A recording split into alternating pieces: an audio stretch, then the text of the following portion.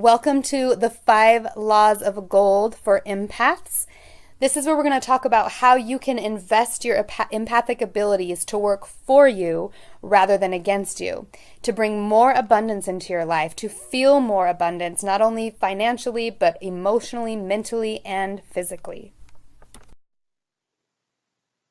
In this masterclass, I'm going to be sharing my personal story with you.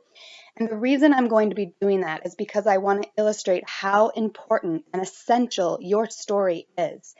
It is your gold. It is your treasure. Your unique story is what makes you rare, and it has shaped you greatly. And it's crucial to understand your story and learn how to tell it and learn how to get the essence of it out so that you can actually invest your gold wisely. We're also going to be talking about how emotions play a role in manifesting and what it feels like when an empath does invest their gold wisely. How would your life look differently? How would it feel differently? We're also going to cover the 3 reasons empaths don't invest their gold. And we're going to cover finding leverage points so that when you do invest, you invest on those leverage points that are going to make the biggest difference in your life. And also at the very end, I'm going to be talking about my upcoming mentoring that I have 5 slots available for and some of my upcoming classes. So if you stay all the way till the end, you get a free gift. So make sure to stay to the end. So before we get started, I want to share a little bit of my story with you. It's so crucial that we understand how our stories affect who we are now. And the more we can see the tools and the skills that we learn from how we uniquely survived, the more we can have self-awareness that can help us understand how we work so that we can adjust our lives, customize, so to speak, our lives to us rather than trying to bend and fold into someone else's life or someone else's reality. So in this whole journey, I want you to feel that your story is central and your story matters. Your story is what shaped who you are. Your story is what shaped most of the patterns that you have, your thought patterns, your relationship patterns, everything that you are. And although it may have caused pain in the past, it's also part of your brilliance, part of your gold, part of your treasure. Your story is your unique thing, and it's the rarest thing in the world because there's nothing else like it. So as you're starting to really remember that you are gold, you have to include your story in it, all of your story. And I don't mean just from a victim standpoint. I mean from a what did I learn from my unique experience on this planet? And I'll tell you for me, let me just give you a backdrop. I was born in Provo, Utah, so set amongst the beautiful mountains of the Uintas in a culture that's predominantly LDS or Mormon. I was born into a polygamous family that wasn't really not LDS at all, but not really part of the culture at all either. My father's church was in Mexico, and I was born into Utah County, which at the time was about 98% LDS. So I represented literally a 2% minority of the area. And to make matters worse, with the LDS community, which is the mainstream Mormon church, polygamists really are looked down upon. Of course, that was pretty much kept hidden. In fact, I didn't even really know we were a polygamous family because my dad lived in California half the time, and my parents separated when I was really young. I wasn't really raised in it. I think they officially separated when I was around 5 years old. I was essentially raised by my mother. And the picture that's shown here is my mom's 8 kids. My dad has 18 kids altogether. 2 of those are step. The rest are all biological. And so I have a huge family, and I am the youngest of everyone. So growing up, I pretty much grew up with just my mom and these siblings that you see here primarily. And as the youngest, I learned a lot of really unique skills. I learned how to be entertaining because my family's, there was a bunch of kids in the house, and so there's always something going on. And there is quite an age gap between most of my siblings and I, but I knew that if I was entertaining and if I was fun, then I was most likely to be included. And when I got boring or irritating, that's when I was kicked out. My family also loved to entertain me, and so we were like all genies together, creating things all the time. We would create carnivals in our backyard. I was always the guinea pig. We had a sense of playfulness. And my mother was very, very playful and very much into creating the essence of magic. So magic was very real to me as a kid, and I just thought my mother was the most magical thing on the planet. I thought she was amazing too.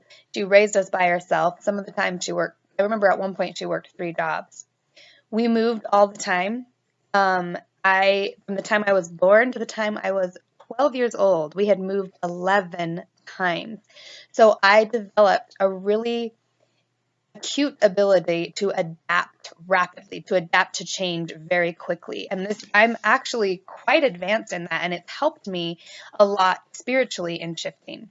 However, because we moved so much, I never really got the chance to connect and really attach to certain things and to certain areas and certain friends and certain people. So I, emotionally speaking, was very stunted when it came to detachment, especially to be able to have healthy attachment and healthy detachment, which can be very detrimental for an empath in general because we naturally have very intense relationships anyway. So that strongly formed me.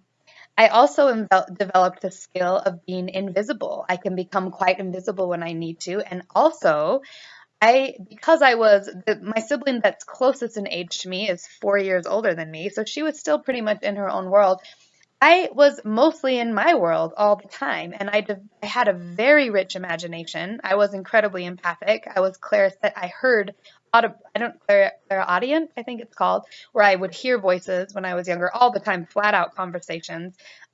Every house we lived in was haunted, and all of my siblings will say that pretty much. And I was very connected to that world. So in my world, the invisible world was just as real and just as relevant as the visible world. And I interacted with that all the time. In fact, my sisters were telling me the other day that they used to watch me, like they would open the door to a room that I was in, and I would have these full-blown conversations with no one. And they would say it was amazing because it was like really elaborate, intense, like detailed conversation. And I was like, yeah, I remember that. I always talked to myself. I always talked to myself. In my mind, I wasn't talking to myself.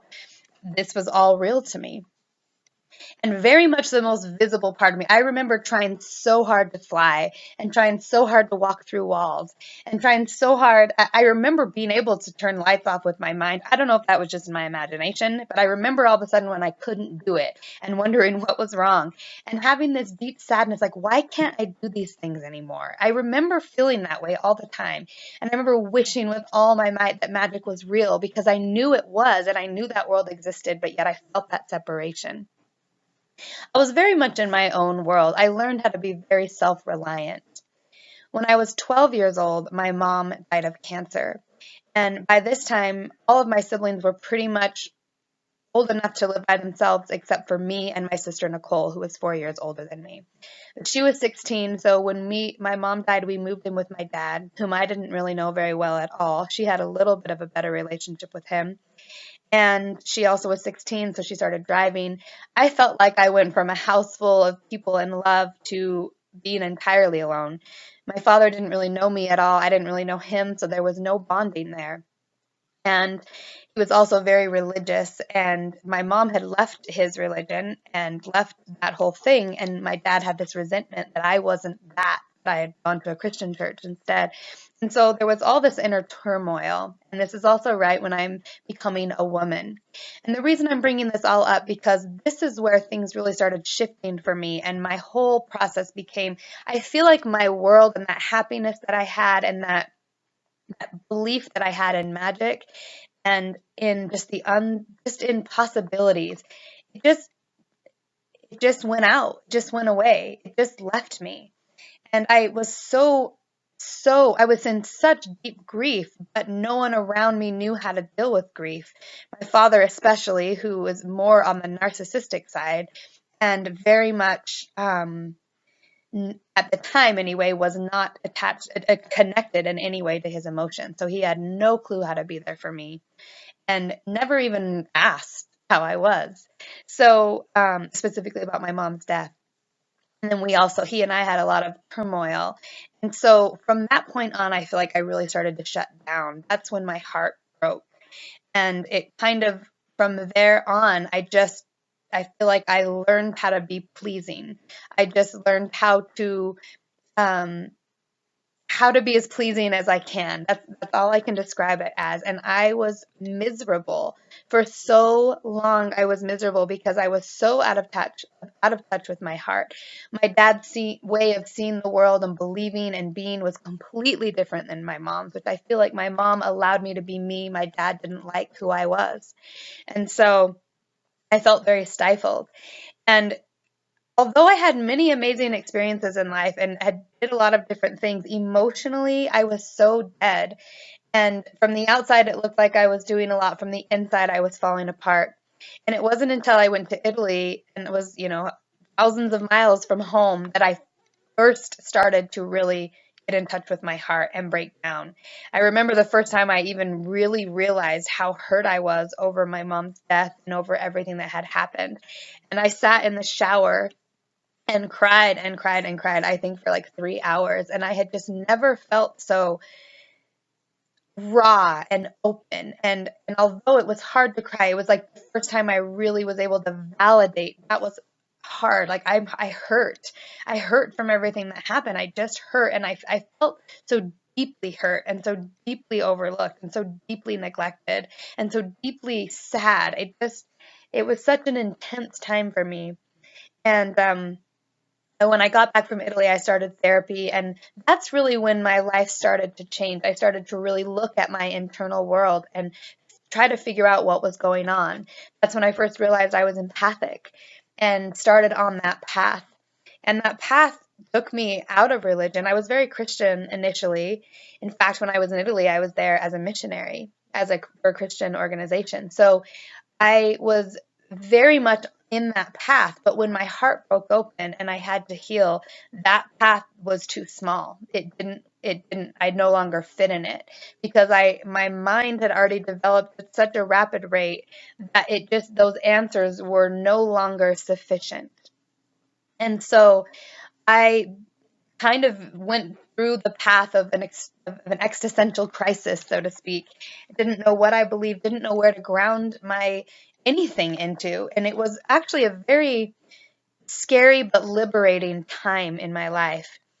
And that is around when a few years after therapy, that I started to really decide that I wanted to start sharing about what the internal journey of healing looks like, because I finally started feeling like I was turning that corner where I loved myself again. But I also knew that in order to really understand myself, I needed to work with others who were like me. And I felt the universe saying, you need to work with empaths. You need to just start a blog. I didn't even know, I had no idea what I was actually going to do. At the time, I was a freelance writer. And I also worked in the wine industry in Portland for about 8 years. And so I could have easily gone down that road of being a sommelier or a wine journalist. And I had all these high ideas in my mind, and everyone around me thought I was going to do all these amazing things.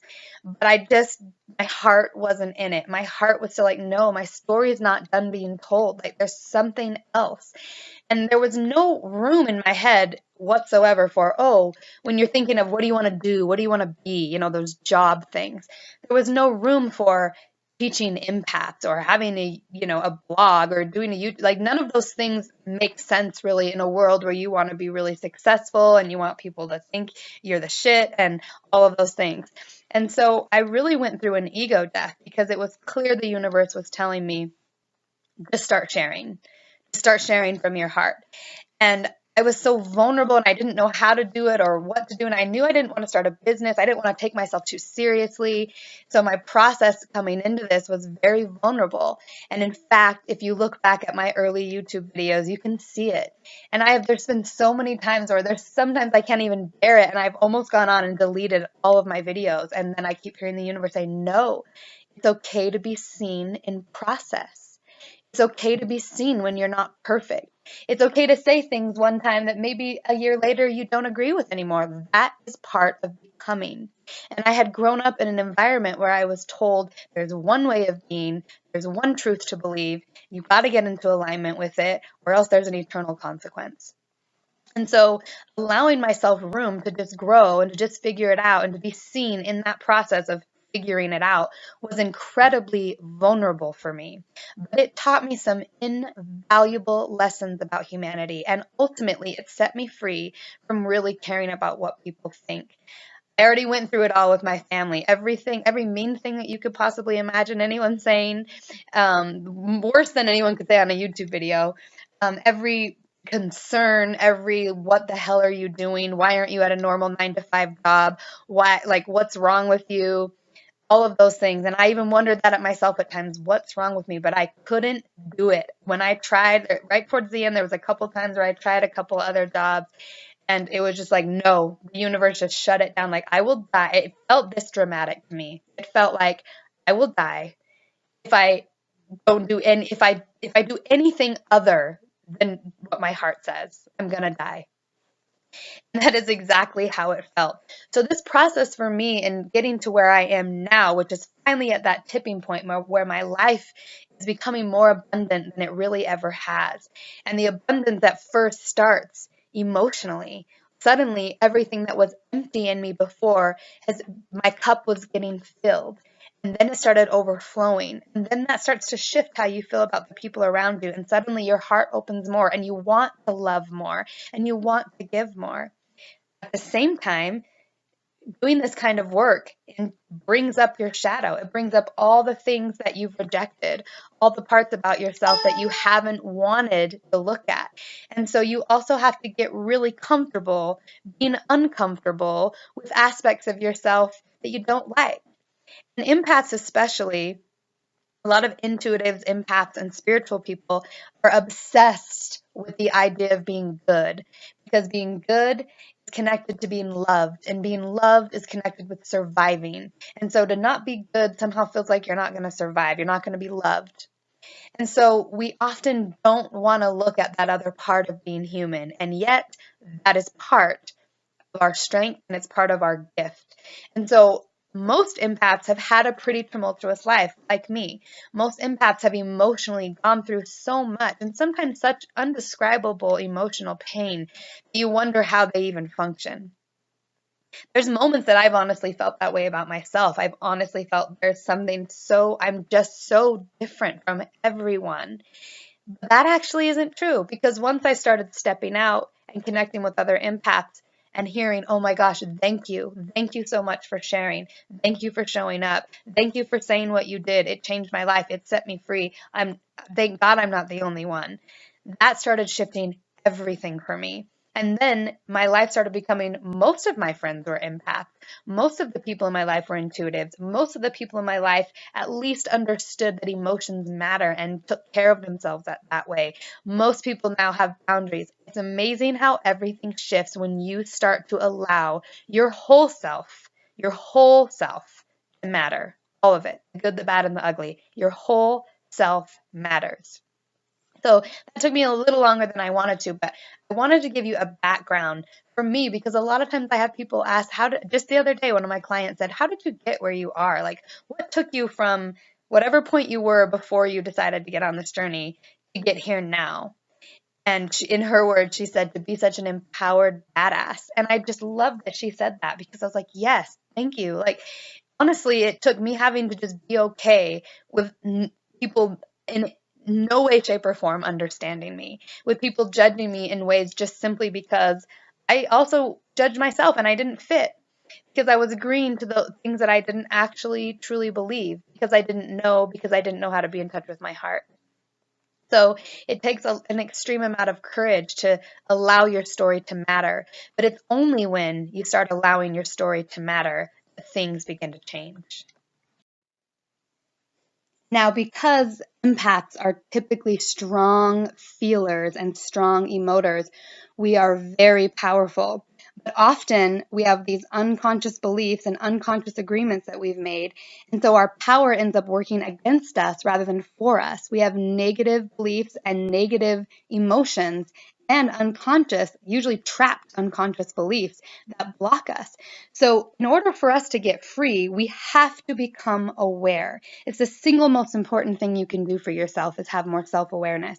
That's how you get free, and that's how you shift out of lack and being controlled by the story around you into abundance and allowing your story to dictate who you are. So the important thing to understand about emotions is that emotions are the fuel for creation. They're a key ingredient in manifestation, and you are a master of emotions. And if you haven't dealt with your emotions yet, as an empath, you will quickly become an expert as soon as you allow yourself to be present to them.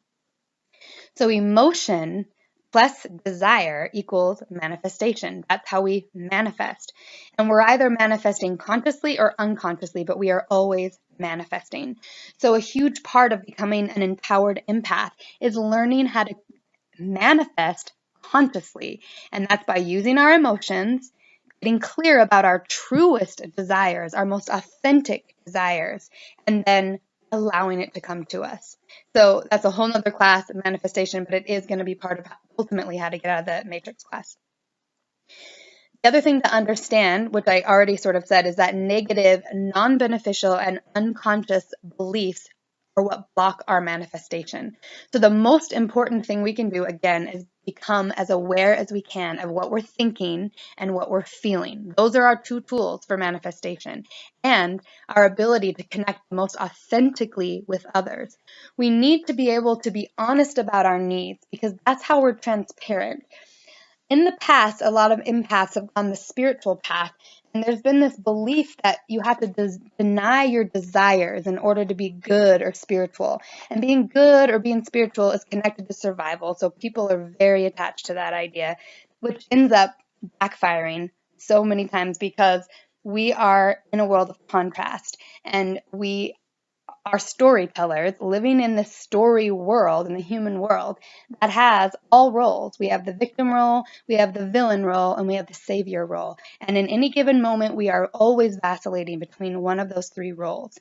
So in order to become a master empath or a master storyteller is by authentically expressing what we feel and also knowing that we are all of those roles. So using them with wisdom in a way that benefits the world rather than brings more destruction and chaos. So in the How to Get Out of the Matrix class, I go much deeper into that. The last thing I want to say about emotions is that being heart-centered, which is being in touch with our emotion, attracts more people who are heart-centered into your reality, more people who care about how you feel, and more people who are likely to manifest similar realities than you. So then what you believe starts becoming more and more and more solidified because you're seeing it proven to you over and over again in the external world. And pretty soon everyone in your life ends up representing your internal truth, and you no longer feel so isolated from the world. It's amazing how this can happen. So the key is to be heart-centered. And in order to be heart-centered, you have to be willing to feel your emotions, especially the ones that you typically reject. Now, most of us are okay with feeling happiness or joy, but not all of us are okay with feeling grief or sadness or anger. But none of those are wrong, and you are going to feel them. So the goal is not to stop feeling. The goal is not to be happy all the time. The goal is not to feel like you're a failure if you are happy. The goal is to become as aware and conscious as you can about your emotions and consciously direct them in your manifestations, including anger. Things like anger, fear, jealousy, those lower vibrational emotions are powerful in manifestation. Anger is a powerful tool to get out of blocks. Jealousy is a powerful tool to realize what you really want and where you might be not giving to yourself, where you might be withholding love from yourself. So we don't ever have to feel guilty or bad about any emotions we have. The most important thing is that we are aware of them and we express them.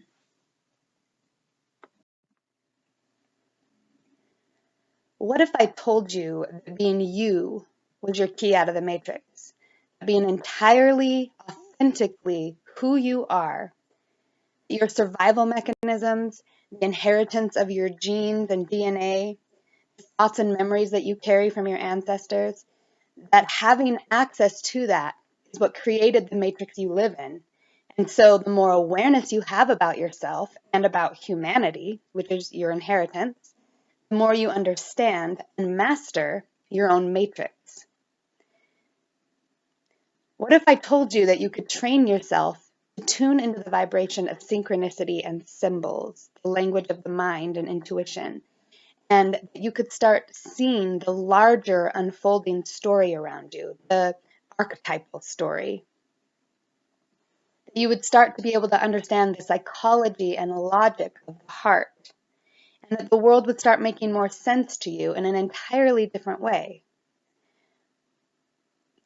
Imagine feeling peace about the change that's going on the planet right now without bypassing that there's suffering, without being in denial.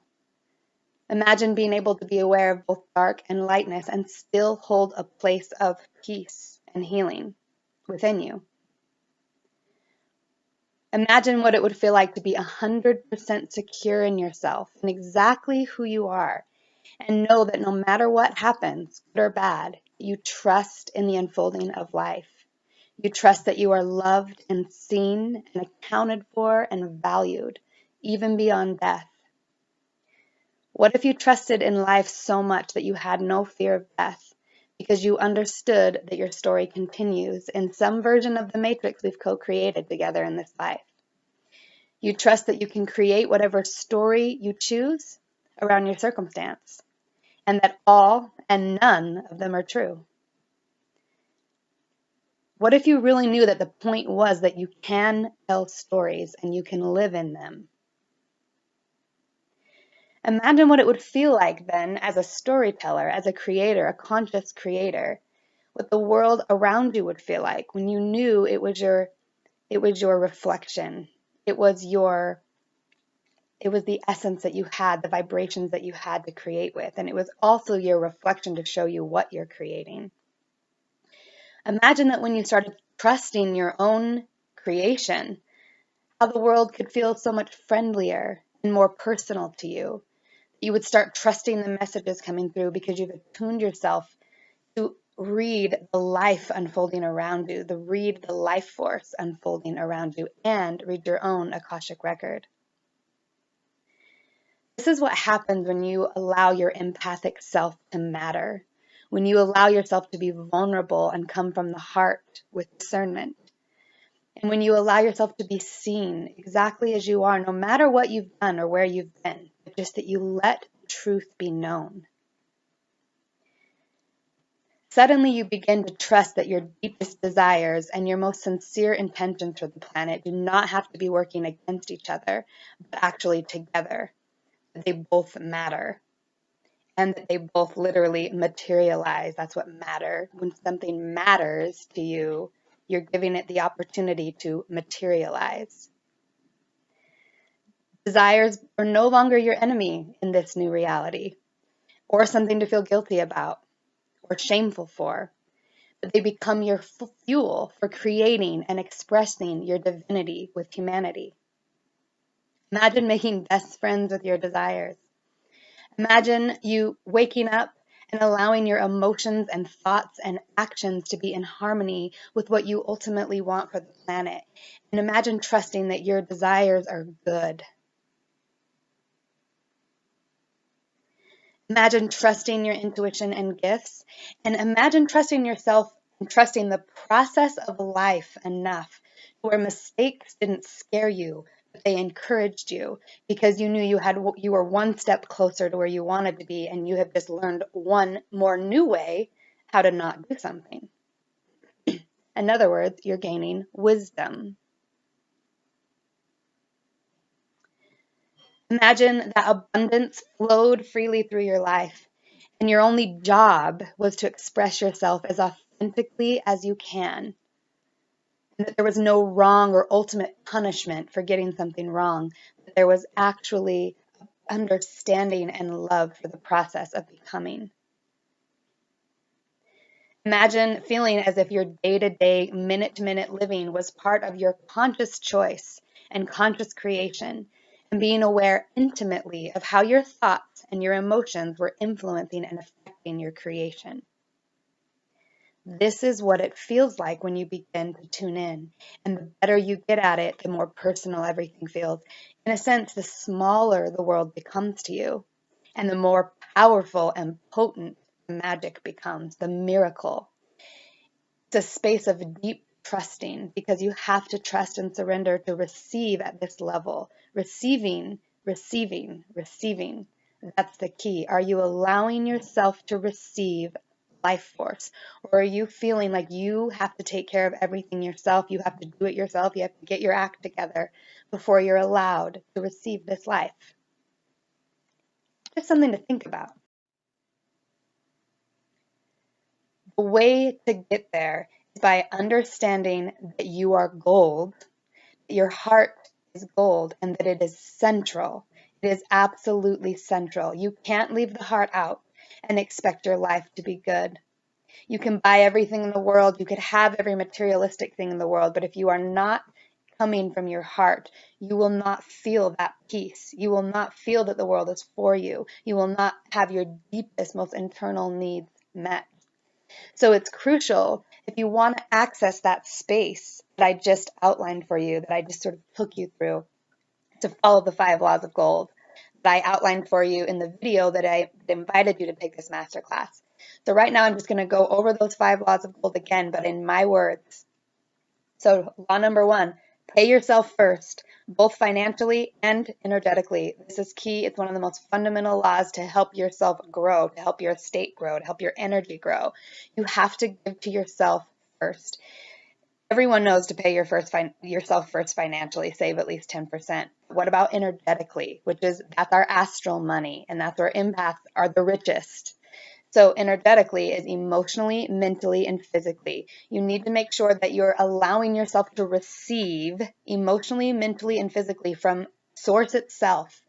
And you pay yourself first because that's where your gifts come from, is source. That's where your emotions come from, the ability to feel, the ability to care, that comes from source itself. And so if you're not allowing it to flow through you and care about your body and your needs and your internal universe, you're not going to be able to offer it to other people. So it's crucial, without draining yourself and without somehow making your body lack life force. So it's crucial to pay yourself first. Law number 2, employ and invest your empathic abilities in a way that is profitable. This is key. So many empaths feel this weird glitch about money or allowing themselves to receive. And remember, this doesn't have to mean money itself, but it is crucial that your abilities, that you're spending them in a way that is actually giving back to you. Otherwise, it's like taking them and flushing them down the toilet. It's not doing anything, and you're not utilizing them to the best of their abilities. You're not utilizing them in a way that actually helps anyone. So it's crucial that you employ and invest them in a way that is profitable. And if you do this, they will multiply for you tenfold. Crucial that you know that, and they'll actually work for you rather than against you. Crucial to understand. Law number 3, study your gifts and seek wisdom from those who are actually heart-centered and wise about the human story, those who understand the heart. This is crucial. Don't cast your pearls before swine. Don't share the deepest parts of your heart with people who have no access to their own heart and therefore cannot give you what you need or meet your needs in any way. It's really time to step up in our wisdom in our relationships right now. We have the ability, if we listen to ourselves and step into our hearts and give ourselves what we need, we have the ability to shift things in a major way because empaths, more than anyone, are extremely connected to the invisible, unseen causal plane that we feel. We often feel things before they manifest, before they even happen. So if we can shift, things start to shift. I like to call us the secret weapon. And this can be used for good or ill. If you trigger an empath who's been traumatized in just the right way, they can be a huge danger to society. So it can work the opposite way as well. If you open their hearts up and heal them and their hearts get restored, they can be a huge healing balm on the planet in a major way that's unprecedented in what anyone's ever seen before. We need our hearts back. We need to be fully restored to our hearts. And it makes no sense to invest in people or give our time to people who don't have an understanding of that and who can't help us on the journey of restoration. Goal, the law of gold, and number 4 is don't be gullible and lacking in boundaries. Don't allow your energy to be leaked. This is crucial. Again, if you want to feel good, if you want to thrive, you absolutely have to employ your wisdom. And that means it's okay to say no. That means it's okay to have preferences. It doesn't mean that thing that you're saying no to or the person you're saying no to is wrong or bad. It's not a judgment call about them. It's just a judgment call for you. It's saying this is not in alignment with me. So it's crucial that you allow yourself to have that voice and to say no and to say yes to the things you actually want. And law number 5, don't be greedy in your gifts and put too many expectations on yourself. The heart is strong, but it's also our most vulnerable asset. Be wise with it above all else. This is crucial. Often, especially when we're first tapping into our gifts and we realize what we have the ability to do, often we will drain ourselves of it constantly and put really high expectations on our hearts. And we don't understand, or we forget that our hearts are vulnerable. They're our most powerful aspect. They are also our most vulnerable. If the heart is sensitive. So if we hit it in just the wrong way, it'll close down. And then it closes us off from our life force, and it withholds love from people and from ourselves. It does this to protect us because it is so sensitive. But that means you have to be that much more protective of it. I always say this, and I'm going to keep saying it. I bring it back to Proverbs 4:23. Above all else, watch over your heart, for it is the wellspring of life. So the 5 laws of gold sound great, and we all know that those are wise tips, but why don't we implement them? And specifically on the empathic side, why don't empaths take care of their gifts? Why don't they value their heart? Why don't they see that this is important? I've been working with empaths for the last 6 years, as well as been diving deep into my own empathic self to understand what it is and why I block myself off from love, why I have, especially in the past. And here's what I've come up with.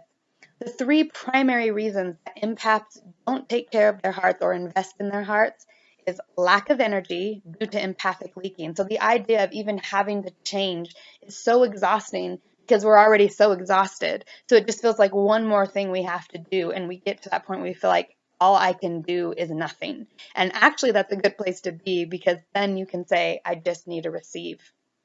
But lack of energy. Number 2, unconscious, negative, and limiting beliefs. Usually empaths are extremely unaware of the beliefs they have that are blocking them. And one of the biggest things I've seen is that empaths so strongly want to identify with being good that they cannot look at their darkness. They cannot see it, can't look at it because they have this, most of the time they've been so deeply wounded, and there's still a part of them that hasn't been validated in that. And so to accept their own darkness almost feels like it would be saying that what happened to them was okay. And so it's this, I'm not that, I'm this, and it's a way of saying that's wrong. And it's crucial that we do that because we need to validate those things that feel so violating to us energetically. And that's how we know, okay, this is a boundary that's crossed. Because typically we come in as extremely, extremely open. I think all children do, but especially empaths. So we're not going to know what's too much until it's too much. But often, most of us came onto this planet in this season of us coming through in pretty intense environments. And we were born into a world that's just barely starting to understand emotions and what they are. Mostly they've been discounted. Mostly they've been ignored. So when we primarily identify as emotional beings, it's safe to say we have been pretty much overlooked on the planet. Most people don't even understand what we are. So that's what's so that's what's so blocking for most empaths, is because we don't realize that we unconsciously agree that we don't matter. We agree with the consensus reality that we don't matter. And so we try to adopt those beliefs and live within it. And it causes this deep internal struggle because we do matter. Literally, we have come into physical manifestation. We matter. We materialize. We are here. So you have to be able to allow yourself to matter. And by allowing yourself to matter, you have to look at those beliefs that you have that are telling you that you don't matter, and you have to address them, and you have to see where they're coming from. When was the first time you ever felt that way? Usually it's from an experience that hurt. So it's crucial that we uncover our unconscious negative and limiting beliefs. And then the third primary reason why empaths don't invest their gold is because they are unaware or unwilling to admit to their true, authentic needs and desires. This is another thing. We've had to make ourselves small. We've had to minimize our needs. We've had to act like we don't matter. And we've had to hide most of our lives, especially hide what we really think and feel. And so we are not used to being able to really listen. Most of us don't even have an idea of what we really want because we've never really tuned into it. Because if we would have tuned into it in the past, it would have hurt to even be that open. Because our needs as empaths are true, authentic desires, because we're such feelers typically, our needs are so subtle, our needs are so sensitive. And so we have to be really vulnerable in order to be aware of what they actually are, and then give ourselves the access to be able to receive what it is that we want. So this process is very vulnerable and it takes a lot of courage, but I know you have it in you. To be able to even have the energy, to give the time, to want to try to work through those blocks, to break through those blocks that I just discussed, you have to be able to see an end in sight. And that's why finding your leverage points is one of the greatest things that you can do. When you can see, oh, if I do this, I can see how it'll affect everything. I can see how it'll shift this, and this for me. It makes a difference. It gives you that motivation you need. And to find your leverage points, you need three things. You need to understand your process. So earlier when I was talking about my story, I was sharing that because it's essential that I understand my story in order to understand me, in order to understand what I need. And if we don't allow our story to matter, if we don't allow our experiences and our heart to matter, what our hearts have been through, then we're not actually taking care of our greatest vulnerability, which causes everything else to feel insecure. Once you've secured your vulnerability, everything else is more secure. They call it in the financial world, securing your principal. Same thing, your heart is where all of your gifts flow from. So and it's your most vulnerable asset, it's also your most powerful asset. So if you don't protect it, you are not protecting your most vulnerable asset, and it's likely to be taken from you or drained from you or shut down. So it's important that you understand your process, understand what your heart has been through and what it needs. Invest in your focus. And what I mean by that is it's so easy. You can pick up anything you want. You can tune into anything you want. You can be as overwhelmed as you want to be. But you also can choose where you want to direct your focus. What do you want to tune into? What do you want to process? Because you're going to be processing information regardless. You know this about yourself as an empath. You pick up a tremendous amount of information. So it's important that you invest in focus. What do I want to focus on? What actually feels good to direct my attention to? And yes, this can be a way of bypassing, but it's also a tool to use when we need to get focused and we need to make changes in our lives. It's so important to make a decision and a commitment about what you're going to focus on. This will help you find your leverage point. And then the third tip I have for finding your leverage point is to become as self-aware as possible. The idea is not even to become as loving as possible. It's to become as aware as possible, because the more aware you are of how you work, how your emotions and your thoughts are affecting your reality, what kind of patterns that you're in, the more aware you can become of that, the more you can fine-tune your process and you can fine-tune your manifestations. You can focus your attention on what you actually want. You can focus your attention on what actually feels good to direct your attention to. And then suddenly life force flows much more easily through you, and abundance flows much more easier to you. Very, very crucial. So what are your leverage points? If you're taking notes here, write that down. What are my leverage points? Where can I shift where can I focus my attention of healing that would make the biggest shift for me, that would shift my life the most? If you signed up for this masterclass, you most likely have been receiving every sign from the universe that you're ready to change, that you need and you're ready, and it's essential to step into that next phase of your life. Your abilities are probably on fire. You've probably been having things happen that you can't explain and that you want to understand more about, but you know for certain that something's shifting in you and that it's time to understand your gifts. And most importantly, you are ready to commit to yourself. You're ready to take that next step. You're ready to care about your thriving, and you're ready to be abundant in the world so you can fully step into your purpose here. And most importantly, you're a little bit scared, because that's the feeling when we're about to fully make those life changes, those pivotal changes that shift us forever. There's always fear. And the fear comes because we are asking a part of us to die.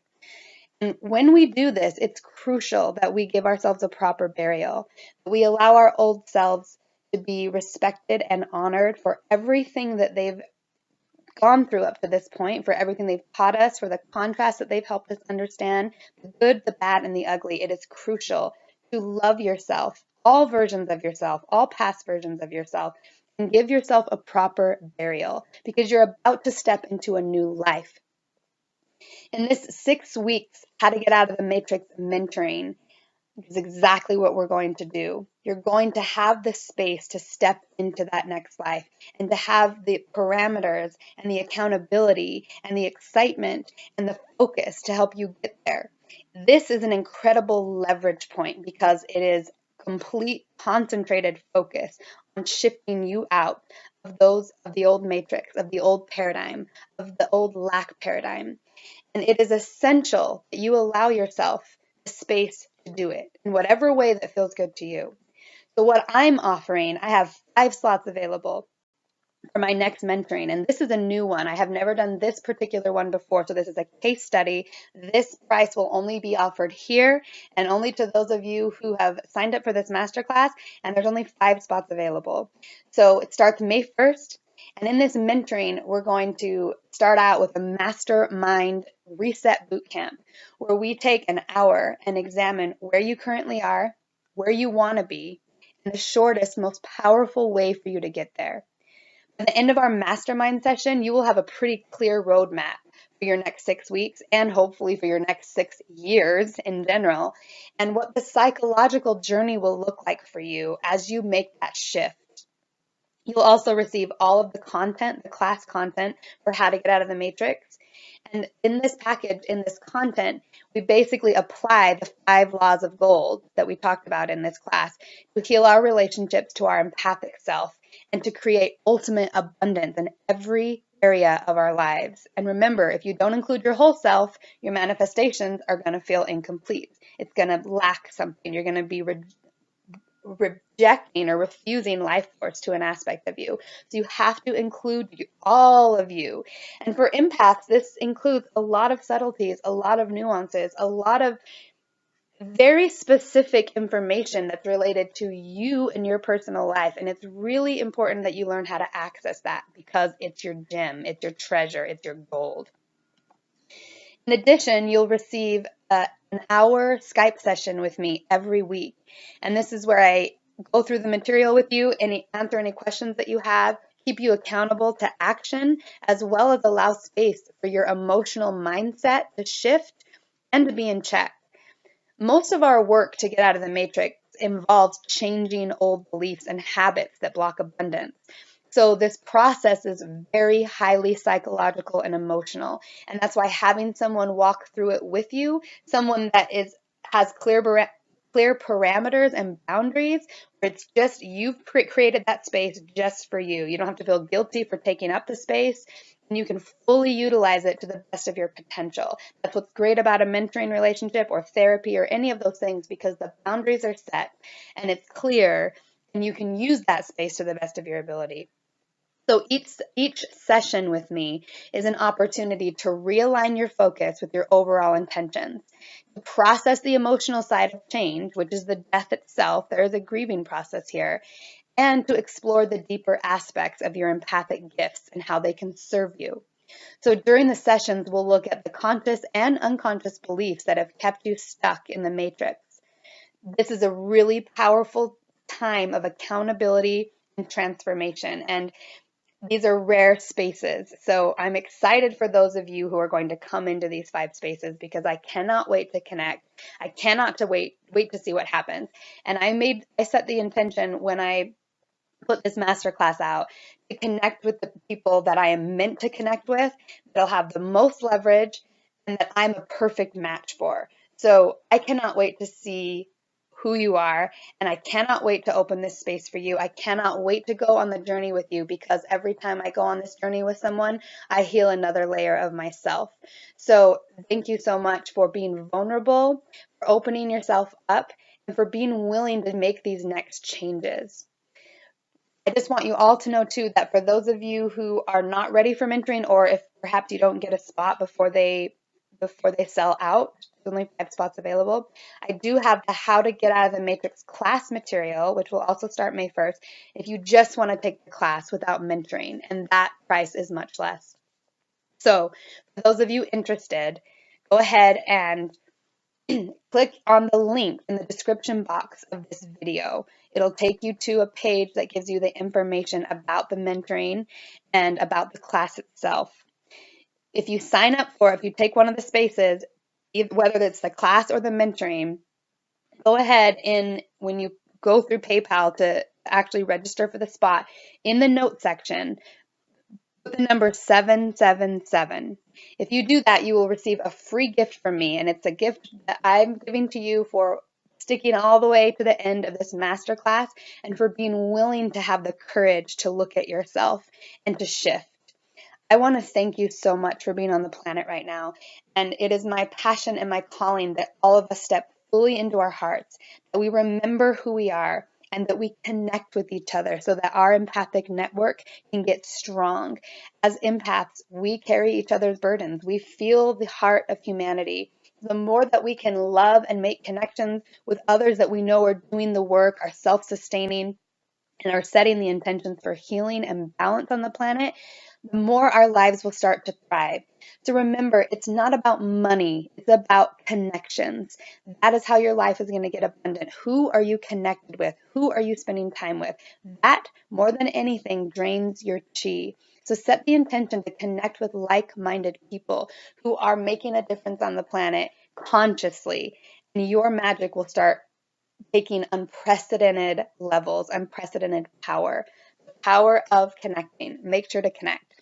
Also, if you want to join my Empowering Empathic Abilities Facebook group, which is free, for those of you who aren't in it, I am going to be doing lives there every week. I'm going to start being a lot more active there, giving you a lot more information, so connecting with you a lot more. So please join the Empowering Empaths Facebook group. The link is also in the description box of this video. Thank you so much for joining me. I love you guys, and I cannot wait to connect and see what happens next. I want to send you off with the affirmation: I am exactly where I need to be. Go in peace. Much love. You're not alone.